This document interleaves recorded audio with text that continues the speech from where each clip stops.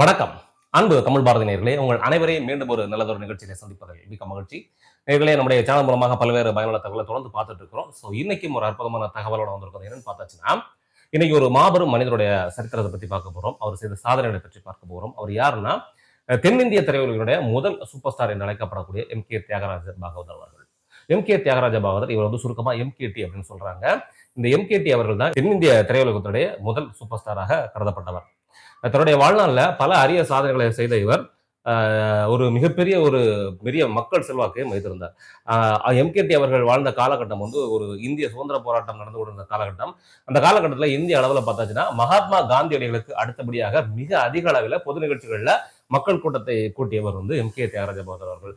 மகாத்மா காந்திஜி அவர்களுடைய மீட்டிங் இருக்கு, எந்த அளவுக்கு பொதுமக்கள் கூட்டம் வருமோ அந்த அளவுக்கு தியாகராஜ பாகவதருடைய இசை கச்சேரிகளுக்கும் கூட்டம் வரும் அப்படின்னு சொல்லுவாங்க. காந்தியடிகளுக்கு அடுத்தபடியாக மிக அதிக மக்கள் செல்வாக்கை வைத்திருந்த ஒரு நபர் தான் எம்.கே. தியாகராஜ பாகவதர் அவர்கள். எம்.கே. தியாகராஜ பாகவதர் அவர்களுக்கு கூடிய இந்த கூட்டத்தை பார்த்து, மக்கள் செல்வாக்கை பார்த்து பண்டித ஜவஹர்லால் நேரு அவர்களை இவர் அரசியல் களத்திற்கு அழைத்திருந்தார். ஆனால் எம்.கே. தியாகராஜ பாகவதர் அவர்கள் அந்த அரசியல் அழைப்பை மறுத்து விட்டார். ஒருவேளை அவர் அந்த அரசியல் அழைப்பை ஏற்று அரசியலுக்கு வந்திருந்தால் அவருடைய வாழ்க்கை வேறு ஒரு பாதைக்கு மாறி இருக்கும். ஆனால் காலம் அவருக்கு வேறொரு கதை எழுதியிருந்தது. அந்த கதையை பற்றி அந்த நிகழ்ச்சியில பார்க்க போறோம். அதுக்கு முன்னாடி நீங்க ஃபர்ஸ்ட் டைம் நம்ம சேனல் விசிட் பண்ணிருக்கீங்க அப்படின்னா கீழே இருக்கக்கூடிய ரெட் கலர் பட்டனை கிளிக் பண்ணி நம்ம சேனலை சப்ஸ்கிரைப் பண்ணி ஃபாலோ பண்ணி பாருங்க.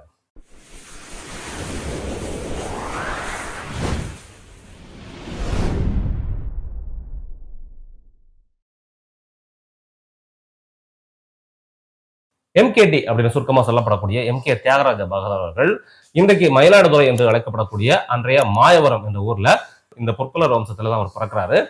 இவருடைய குடும்பம் ஒரு பெரிய செல்வ செழிப்பான குடும்பம் கிடையாது, மிகவும் வறுமையான ஒரு சூழ்நிலை தான் அவர் பிறக்கிறாரு. இவருக்கு பிறகு இவருக்கு தம்பி தங்கைகள்லாம் உண்டு. இவர் தான் வீட்டுல மூத்த குழந்தை.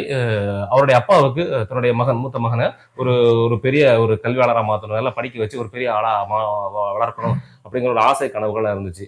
ஆனா பாகவதற்கு சிறிய வயதுல இருந்தே என்ன பண்றாங்கன்னா, அவருக்கு இயல்பிலேயே இந்த இசை மேல ஒரு பெரிய ஒரு ஞானம் இருந்தது. பிறவி கலைஞன் அப்படின்னு ஒரு வார்த்தை சொல்லுவாங்க. இந்த பிறவி கலைஞர் அப்படிங்கிற வார்த்தைக்கு உதாரணமாகவே எம்.கே.டி அவர்கள் இருந்தார். அதாவது இளமையிலே அவருக்கு சுயமாக அவருக்கு பாடல்கள் மேல ஒரு பெரிய ஒரு ஆர்வம் இருந்துச்சு.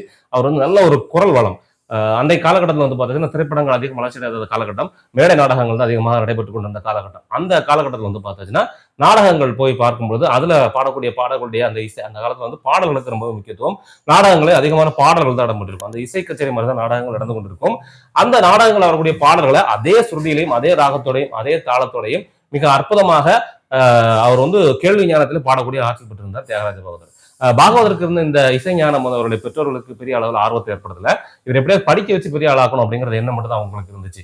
ஆனா பாகவதற்கும் இசை மேல அதிகமான ஆர்வம் இருந்துச்சு. ஒரு பெரிய ஒரு இசைக்கலைஞராக மாறணும் அப்படிங்கிற ஆர்வம் இருந்துச்சு. இந்த ஆர்வத்தினால அவர் பள்ளி படிப்பிலையும் பெரிய கவனம் செலுத்த முடியாம, படிப்புலையும் அவருக்கு பெரிய படிப்பு பள்ளிக்கூடத்துக்கு போகாம அவர் இருக்க ஆரம்பிச்சாரு. பள்ளிக்கூடத்துக்கு போறேன்னு சொல்லிட்டு வெளியே போய் விளையாடலாம் ஆரம்பிச்சாரு. இது அவருக்கு தந்தையாருக்கு ஒரு மிகப்பெரிய கோபத்தை ஏற்படுத்துச்சு. பொதுமக்கள் இவருடைய குரல் வளத்தை கேட்டு ரொம்பவே பாராட்ட ஆரம்பிச்சாங்க. இசை கச்சேரிகளுக்கெல்லாம் அவரை கூப்பிட ஆரம்பிச்சாங்க, பஜனை பாடல்களுக்கெல்லாம் அவரை கூப்பிட ஆரம்பிச்சாங்க. மகனுக்கு இருந்த இந்த ஆர்வம் தந்தையாருக்கு மெல்ல மெல்ல தெரிய வந்தது. அவருடைய திறமையும் அவருடைய தந்தையாருக்கு தெரிய வந்ததும் மகனுடைய அந்த ஆர்வத்துக்கு அவர் தடைபட விரும்பாம அவருக்கு இசை கச்சேரிகளுக்கு செல்லவும் இசை பயிலவும் அவர் அனுமதி கொடுக்கிறார். இப்படிதான் அவருடைய இசை வாழ்க்கை ஆரம்பமாகுது. இப்படி அவருடைய கோயில்கள்லையும் பஜனை பாடல்களையும் அவர் பாடிக்கொண்டிருந்த காலகட்டத்தில் அந்த ஊருக்கு நாடக குழு நாடகம் போட வராங்க. இதுல அவருக்கு என்ன நாடகத்துல நடிக்கணும் ஒரு ஆர்வம் ஏற்படுகிறது. நாடகத்துல நடிக்கணும் ஆர்வம் ஏற்பட்ட உடனே அதுக்கும் ஒரு சில நபர்கள் உதவி பண்றாங்க. அந்த அந்த இடத்துல பார்த்தாச்சுன்னா நடேச ஐயர் அப்படிங்கிறவர்கிட்ட ஒரு நாடகம் ஏற்ற வராது. அந்த நாடகத்துடைய பேர் என்னன்னா ஹரிச்சந்திரன் நாடகம். இந்த ஹரிச்சந்திரன் நாடகத்துல இந்த நடேச ஐயர் என்ன பண்றாருன்னா, இந்த தியாகராஜ பாகவதர் அவர்கள் சிறிய பையனாக அவர் பஜனை பாடல்கள் இசை கச்சேரிகள் பாடுவதில் அவர் கேட்டிருக்காரு. இவருடைய ஞானமும் இசை ஞானமும் அவருடைய அழகான தோற்றமும் அவருக்கு ரொம்பவே பிடிச்சிருந்து. ரொம்ப பொலிவான தோற்றம் கொண்டவர், ரொம்ப அழகான தோற்றத்துக்கு பெருமானவர் தான் எம்.கே.டி அவர்கள். அவரை நடிகராக்கலாம் அப்படிங்கிற முடிவுக்கு முதல் முறையாக அவர் மேடையேற்றாரு. அந்த ஹரிச்சந்திரன் நாடகத்துல ஹரிச்சந்திரனுடைய மகனான லோகிதாசன் இடத்துல தான் நடிக்கிறார். அந்த காலத்துல பாத்தீங்கன்னா அந்த நாடகத்துல ஒவ்வொரு வேடங்களுக்கும் ஒவ்வொரு பேர் கொடுப்பாங்க. அதாவது கதாநாயகர்கள் நடிக்கிறவங்களுக்கு ராஜபாட், நாயகிகளாக நடிக்கிறவங்களுக்கு ஸ்ரீபாத், வில்லனாக நடிக்கக்கூடியவர்களுக்கு கள்ளபாத், இந்த மாதிரி ஒவ்வொரு பேர் கொடுப்பாங்க. அந்த குழந்தை நட்சத்திரங்களுக்கு பாலபாத் அப்படின்னு ஒரு பேர் கொடுப்பாங்க. இந்த பாலபாத் அப்படிங்கிற அந்த வேடத்துல தான் அவர் ஏற்கிறாரு. அதாவது லோகிதாசனாக அந்த கதாபாத்திரத்தில் நடிக்கிறாரு. அப்போ லோகிதாசன் அந்த ஹரிச்சந்திரனுடைய குடும்பம் மிகப்பெரிய வறுமையான சூழ்நிலை. அந்த ஹரிச்சந்திரனுடைய மனைவி தன்னுடைய குழந்தையை அழைத்துக் கொண்டு செல்லக்கூடிய வழியில பசிக்குதுன்னு அழைத்து கொண்டு பாடிக்கொண்டு வரணும். அதுல வந்து அம்மா பசிக்குதுங்கிற பாடலை அவர் ரொம்ப உருக்கமா பாடி மக்கள் கிட்ட ரொம்ப உருக்கத்தை ஏற்படுத்திட்டாரு. அந்த நாடகத்தை பார்த்த மக்களே அவ்வளவு தூரம் உருகி போயிட்டாங்க. அவ்வளவு உருக்கமாக அந்த பாடலை பாடி அசத்திட்டாரு எம்கேடி அவர்கள். ஸோ இதுல என்ன அவருக்கு வந்து நாடகத்துல ஒரு பெரிய புகழ் கிடைக்க ஆரம்பிச்சு. இதனால அவர் நாடகத்துல ஒரு மிகப்பெரிய புகழ் கிடைக்க ஆரம்பிச்சது. தொடர்ந்து பல நாடகங்கள் நடிக்க ஆரம்பிக்கிறாரு. அப்படியே அவருடைய வாழ்க்கை வந்து நாடகத்தையும் இசைக்கச்சேரியும் சார்ந்தே பயணித்துக் கொண்டிருக்கிற வேளையில் அவருக்கு திரைப்படத்தில் நடிக்கக்கூடிய ஒரு வாய்ப்பு வருகிறது. அது எப்படின்னா நாடகங்களை நடித்துக்கொண்டு நாடகங்களை வந்து குழந்தை நட்சத்திரமாக இருந்து வளர்ந்து ஒரு கதாநாயகனாக நடிக்கக்கூடிய ஸ்டேஜுக்கு வந்துட்டாரு. அந்த டைம்ல வந்து பவளக்கொடி அப்படிங்கிற ஒரு நாடகம் வந்து பெரிய அளவில் புகழடையுது. அந்த நாடகத்துல இருந்து எம்கேடி அவர்களும் எஸ்ஜி சுப்புலட்சுமி அவர்களும் இணைந்து நடிக்கிறாங்க. இந்த ஜோடி வந்து ரொம்ப ஒரு வெற்றிகரமான ஜோடியாக புகழ்பெற்று இந்த நாடகம் வந்து பெரிய அளவில் வெற்றி அடைந்து எல்லா ஊர்களும் இந்த நாடகம் நடக்க ஆரம்பிக்கிறது. இந்த நாடகத்தை ஒரு முறை வந்து அந்த காலகட்டத்தில இருந்து ஒரு மிகப்பெரிய தொழிலதிபராக இருந்த லேனா செட்டியார் அப்படிங்கக்கூடியவர் வந்து அந்த நாடகத்தை பார்க்க வருகிறார். அவருக்கு இந்த நாடகத்தை பார்த்ததும் அதில் எம்கேடி அவர்களுடைய நடிப்பும் எஸ்டி சுப்புலட்சுமி அவர்களுடைய நடிப்பும் ரொம்ப பிடிச்சு போய் இவங்க ரெண்டு பேருமே ஜோடியாக வச்சு நம்ம வந்து ஒரு திரைப்படத்தை எடுக்கலாம் அப்படிங்கிற ஒரு முடிவுக்கு வராரு. இந்த லேனா செட்டியார் அவர்கள் வந்து ஒரு மிகப்பெரிய ஒரு செல்வந்தர். அவர் வந்து ஒரு கார் விற்பனையகம் ஒன்று வச்சிருந்தார். அந்த காலத்துல வந்து இங்கிலாந்துல இருந்து கார்ல இறக்குமதி பண்ணி இந்த காரை சேல் பண்ணக்கூடிய ஒரு பிசினஸ் பண்ணிட்டு இருந்தாரு. ஸோ அவர் வந்து சுப்பிரமணியம் அப்படிங்கக்கூடிய ஒரு இயக்குனரை அணுகி அவர் மூலமாக இந்த திரைப்படத்தை எடுக்கலாம் அப்படிங்கக்கூடிய முடிவுக்கு வருகிறாரு. இந்த படத்திற்கு எம்கேடி எஸ்டி சுப்புலட்சுமி இவங்களை இணையாக வைத்து அந்த திரைப்படத்தை எடுக்கிறாங்க. திரைப்படத்திற்காக எந்த ஒரு புதிய முயற்சிகளும் செய்யாம நாடகங்கள் எப்படி இருந்ததோ அந்த நாடக பாணியை அப்படியே திரைப்படமாக எடுத்து வெளியிடுறாங்க. இந்த நாடகங்களே மக்கள் பார்த்து பழகிட்டதுனால அவங்களுக்கு பெரிய அளவு வித்தியாசம் தெரியல. அந்த நாடகம் எந்த அளவுக்கு வெற்றி பெற்றதோ அதுக்கு இணையாகவே திரைப்படமும் பெரிய வெற்றி பெற்றது. இதை தொடர்ந்து எம்கேடி அவர்களுக்கு நிறைய திரைப்பட வாய்ப்புகளும் வர ஆரம்பிக்கிறது. திரைப்பட வாய்ப்புகளும் அவருக்கு தொடர்ந்து வர ஆரம்பிக்கிறது. இதனால அவர் திரைப்படத்துல புகழடைய ஆரம்பிக்கிறாரு. அவருடைய திரைப்படங்கள் பெரிய அளவுல வெற்றி பெற ஆரம்பிச்சதும் அவர் வந்து ஒரு பெரிய உச்ச நட்சத்திர அந்தஸ்துக்கு வராரு.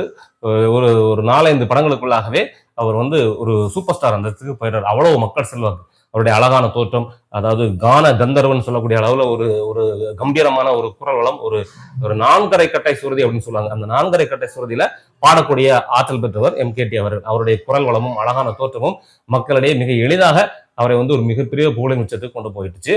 இந்த காலகட்டத்துல தான் அவருக்கு ஒரு சோதனையான காலகட்டமும் வருது.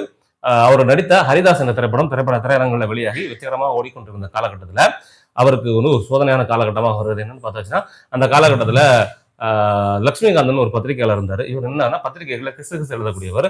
ஸோ இதனால அவர் மேல கோபமடைந்த யாரோ ஒரு சிலர் வந்து என்ன பண்ணிட்டாங்க, அவரை வந்து கொலை பண்ணிடுறாங்க. இந்த கொலைக்கும் எம்கேடிக்கும் சம்பந்தம் இருக்கு அப்படின்னு சொல்லி அவர் மேல பழி சுமத்தப்படுகிறது.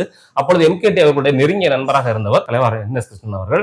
இவர்கள் இருவரை பற்றியுமே அவர் இந்த பத்திரிகைகள் அந்த தவறான செய்திகள் எழுதப்படும் பொழுது அந்த செய்திகள் வெளிவந்த ஒரு சில நாட்களுக்குள்ளாகவே இவர் வந்து கொலை செய்யப்படுகிறார். அதனால இந்த கொலையில வந்து இவர்கள் இருவருக்குமே தொடர்பு இருக்கும் சொல்லி குற்றம் சாட்டப்பட்டு இருவருமே தண்டனை அடைந்தாங்க. ஸோ இந்த வழக்கு வந்து லண்டன் கோர்ட்ல வந்து விசாரணை நடந்துட்டு இருக்குது. ஸோ அதுக்காக நிறைய பொருட்செலவும் பாகவதற்காகுது. ஸோ தம் சம்பாதித்திருந்த பணங்களை எல்லாம் வச்சு அந்த வழக்கு செலவுக்காக பயன்படுத்துறாரு. அப்ப அந்த வழக்குல போராடி அவர் கஷ்டப்பட்டு போராடிட்டு இருக்கிறாரு. அந்த டைம்ல அவருக்கு சிறை தண்டனை கிடைச்சிருந்துச்சு. ஒரு 4 ஆண்டு காலம் சிறை தண்டனை விதிக்கப்பட்டிருந்தது. இந்த காலகட்டத்துல தான் இவருக்கு ஆதரவாக வழக்காடுவதற்காக அரசு வழக்கறிஞர் ஒருவர் முன்னுகிறார். அவர் யாரை பார்த்தாச்சுன்னா எத்திராஜ் முதலியார் சொல்றாங்க. இந்த எத்திராஜ் முதலியார் அவர்கள் தான் எம்கேடிக்கு ஆதரவாக அரசு வழக்கறிஞராக இவருக்கு வந்து ஆதரவாக வாதாட வருகிறார். எம்கேடிக்கு ஆதரவாக வாதிட்ட எத்திராஜ் முதலியார் அவர்களுக்கு ஒரு தனிச்சிறப்பு உண்டு. இவர் தான் அரசு வழக்கறிஞராக பிரிட்டிஷ் அரசாங்கத்தில் நியமிக்கப்பட்ட முதல் இந்தியர்.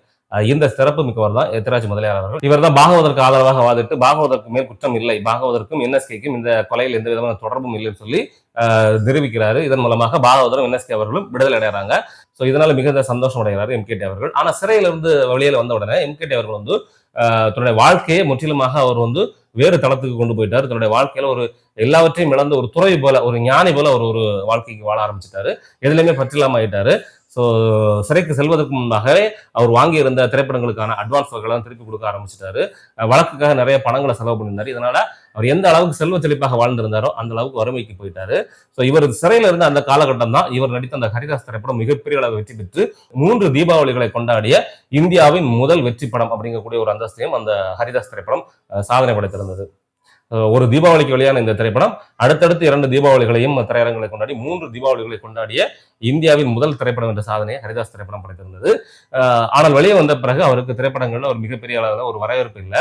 அது ஏன்னு கேட்டீங்கன்னா அந்த சமயத்துல வந்து திரைப்படங்களுடைய களம் வந்து மாறிவிட்டது. அதற்கு முன்பு எம்கேடி அவர்கள் வந்து சிறைக்கு செல்வதற்கு முன்பாக இருந்த திரைப்பட காலகட்டம் வந்து பாடல்களுக்கு அதிக முக்கியத்துவம் கொடுக்கப்பட்டு பாடல்கள் அதிகமாக இருக்கக்கூடிய திரைப்படங்கள் வந்து வெற்றியடைய ஆரம்பிச்சது. ஆனால் எம்கேடி அவர்கள் சிறையிலிருந்து வெளிவந்ததும் திரைப்பட உலகம் வேறு ஒரு வடிவத்திற்கு போயிடுச்சு. வசனங்களுக்கு முக்கியத்துவம் கிடைக்க ஆரம்பிச்சது. அதிகமான வசனங்கள் பேசி, உணர்ச்சி பூர்வமான வசனங்கள் பேசி சமூக படங்கள் அதிக அளவில் வெளியே ஆரம்பிச்சது. இந்த சமூக படங்கள் வெளிவர ஆரம்பிச்சதும் அந்த அந்த அந்த மன்னர் காலத்து திரைப்படங்கள், அந்த பாடல்கள் தொடர்பான திரைப்படங்களுக்கு ஒரு அங்கீகாரம் இல்லாமல் போயிடுச்சு. அதனால எம்கேடி அவர்களுக்கு அவருக்கு இருந்த அந்த அந்த வாய்ப்புகள் குறைய ஆரம்பிச்சது.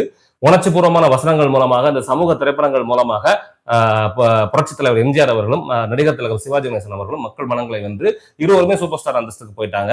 ஸோ எம்கேடி அவர்கள் வந்து அவரும் அதே போலதான் அவருடைய திறமையான பாடல்கள் மூலமாக தொடர்ந்து படங்கள் கொடுத்து கொண்டிருக்கிறார். ஆனால் மக்களிடையே பெரிய வரவேற்பு கிடைக்கவில்லை.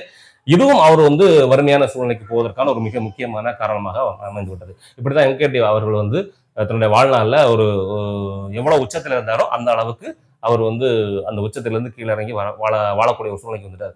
கோபுரத்தின் உச்சியிலிருந்து ஒரு குடிசையில் வாழக்கூடிய நிலைக்கு எம்கேடி அவர்கள் போயிட்டார். அவர் வந்து மிகப்பெரிய செல்வந்தராக, அதாவது திரையுலகில் உச்ச நட்சத்திரமாக இருக்கும்போது ஒரு மிகப்பெரிய செல்வந்தராக வாழ்ந்து கொண்ட அந்த காலகட்டத்தில் வந்து தங்க தட்டில் சாப்பிட்டதா சொல்லுவாங்க. அவர் தன்னுடைய உணவு அருந்துவதற்காக தங்க தட்டை பயன்படுத்தி அதுல தான் சாப்பிட்டுட்டு இருந்தாரு.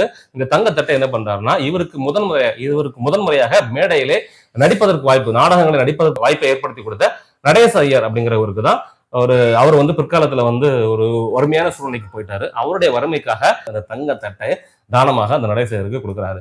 இந்த நடேசையருக்கு இன்னொரு முக்கியமான சிறப்பு ஒன்று என்னன்னு பார்த்தாச்சுன்னா, தியாகராஜ பாகவதர் அவர்களுக்கு இந்த பாகவதர் அப்படிங்கக்கூடிய பட்டத்தை வழங்கி வரும் இந்த நடேசையர் தான். அவர் மேடை கச்சேரிகள்ல தியாகராஜ பாகவதர் பாடும் பொழுது இவர் வந்து மிகப்பெரிய ஒரு இசைக்கலைஞர், இவருக்கு நான் இன்னைக்கு வந்து பாகவதர் அப்படிங்கிற பட்டத்தை கொடுக்குறேன் அப்படின்னு அவர் தான் பட்டத்தை சுட்டாரு. அதை தொடர்ந்து தான் இவருக்கு வந்து தியாகராஜர் என்ற பெயரோட அந்த பாகவதர் பட்டம் முடிந்து தியாகராஜ பாகவதர் என்ற ஒரு பெயராக அவர் வந்து புகழ் பெற ஆரம்பித்தார். பாகவதர் அப்படிங்கிற பேருக்கு அடையாளமாகவே தியாகராஜ பாகவதர் ஆகிட்டார்னு சொல்லலாம். ஏன்னா பாகவதர் அப்படிங்கிற சொல்லுக்கு பொருள் என்னன்னு பார்த்தாச்சுன்னா, இசை கச்சேரிகள், அதாவது சங்கீத கச்சேரிகள் பாடக்கூடியவங்களை பாகவதர்னு சொல்லுவாங்க.